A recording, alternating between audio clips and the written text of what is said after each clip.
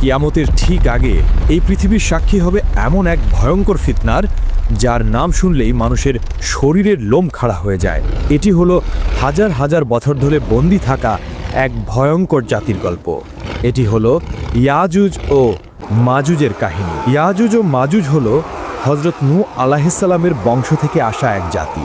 তারা আমাদের মতোই মানুষ, কিন্তু তাদের স্বভাব চরিত্র আর চেহারা সাধারণ মানুষের মতো নয়।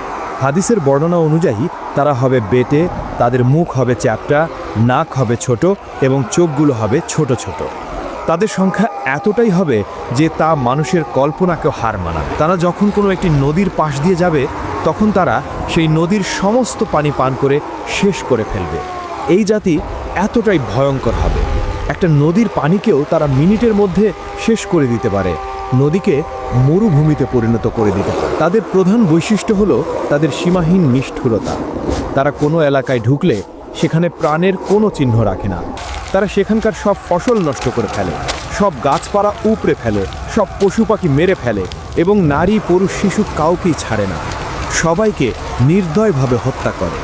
বহু শত বছর আগে বাদশাহ জুলকারনাইন নামে আল্লাহর এক নেককার বান্দা ইয়াজুজ ও মাজুজের অত্যাচার থেকে মানুষকে বাঁচানোর জন্য দুটি পাহাড়ের মাঝখানে লোহা ও তামা গলিয়ে এক শক্ত প্রাচীর তৈরি করে দিয়েছিলেন। সেই দিন থেকে তারা সেই প্রাচীরের ওপারেই বন্দী অবস্থায় আছে।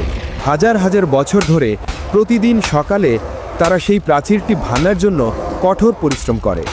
দিন শেষে যখন তারা ক্লান্ত হয়ে যায়, দেয়ালটা প্রায় ভেঙে ফেলার মতো পাতলা হয়ে যায়, তখন তাদের সর্দার বলে, আজকের মতো থামো, বাকি কাজটা আমরা আগামীকাল এসে শেষ করব। কিন্তু আল্লাহর ইচ্ছায় পরের দিন সকালে যখন তারা ফিরে আসে, তখন তারা দেখে দেয়ালটা আবার আগের মতোই মজবুত আর মোটা হয়ে গেছে। তখন তারা আবার দেয়ালটাকে ভাঙার জন্য লেগে যায়। এভাবেই চলছে দিনের পর দিন, বছরের পর বছর, কিন্তু দেয়ালটা ভেঙে তারা বাইরে আসতে পারে না। কিন্তু কিয়ামতের ঠিক আগে যখন পৃথিবীতে হযরত ঈসা আলাইহিসসালাম আসবেন এবং দাজ্জালকে হত্যা করবেন, ঠিক সেই সময়েই আল্লাহ ইয়াজুজ ও মাজুজকে মুক্তি করবেন। সেদিনও তার আগের মতোই সারাদিন ধরে দেয়ালটা ভাঙতে থাকবে।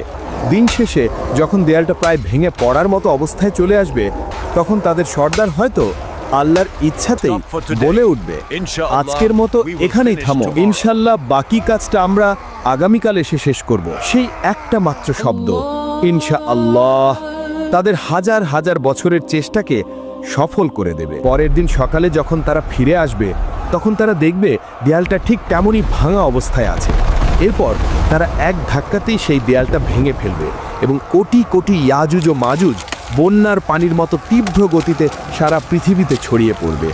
তাদের আগমনের সাথে সাথেই পৃথিবীতে শুরু হবে এক চরম বিপর্যয়, এক ভয়ঙ্কর দৃশ্য। তারা যখন উঁচু ভূমি থেকে দল ভেদে নামতে থাকবে, তখন মনে হবে যেন পাহাড়ের উপর থেকে এক বিশাল কালো সমুদ্রের ঢেউ নেমে আসছে। তাদের চিৎকারে আর পায়ের শব্দে মাটি কাঁপতে থাকবে। তারা তাদের যাত্রাপথে যা কিছু পাবে সব কিছু ধ্বংস করে দেবে। সবুজ ফসলের মাঠ তাদের পায়ের নিচে পিষে ধুলোয় মিশে যাবে। ফলের বাগানগুলো তারা উপড়ে ফেলবে।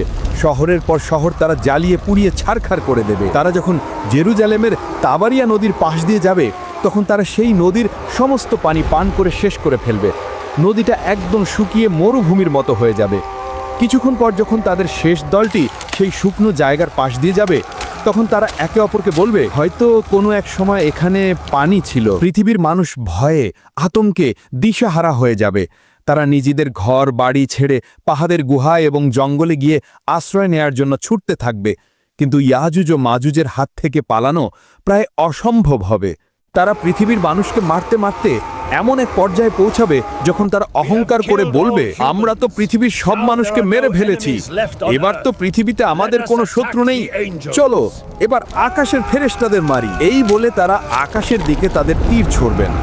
আল্লাহর তাদের এই অহংকারকে পৃথিবীর মানুষের সামনে প্রকাশ করার জন্য সেই তীরগুলোকে রক্তমাখা অবস্থায় তাদের কাছে ফিরিয়ে দেবেন। রক্তমাখা তীর দেখে তারা আনন্দে চিৎকার করে বলবে, দেখো আমরা আকাশের ফেরেশতাদের মেরে ফেলেছি, এখন আমরাই এই মহাবিশ্বের শাসক। তাদের এই ভয়ঙ্কর অত্যাচারে পৃথিবীর ঈমানদার মানুষেরা খুবই বিপদে পড়ে যাবেন।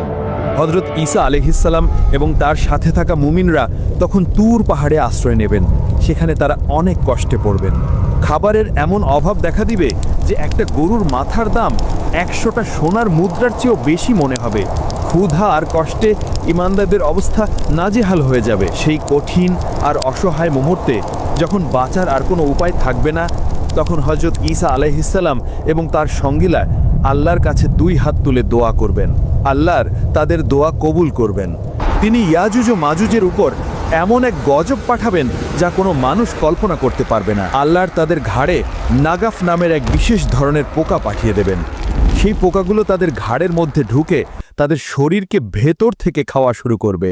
কোটি কোটি ইয়াজুজ ও মাজুজ, যারা একটু আগেও নিজেদেরকে পৃথিবীর শাসক বলে দাবি করছিল, তারা এই ছোট্ট পোকার আক্রমণে এক মুহূর্তের মধ্যে পোকা মাকড়ের মতো ছটফট করতে করতে মারা যাবে।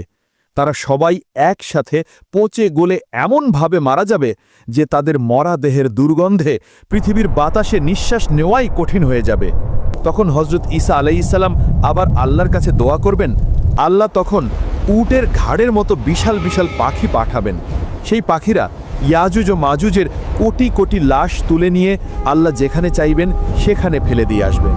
এরপর আল্লাহ এমন এক রহমতের বৃষ্টি পাঠাবেন যা পৃথিবীর প্রতিটি কোণকে ধুয়ে মুছে একদম পরিষ্কার আর পবিত্র করে দেবে। আর তারপর পৃথিবীতে শুরু হবে এক নতুন শান্তির যুগ, যা আল্লাহর দেয়া বরকতে পরিপূর্ণ থাকবে। এই ভয়ঙ্কর কাহিনী আমাদের এটাই শিক্ষা দেয় যে আল্লাহর পরিকল্পনা আর ক্ষমতার কাছে পৃথিবীর কোনো শক্তিই টিকে থাকতে পারে না।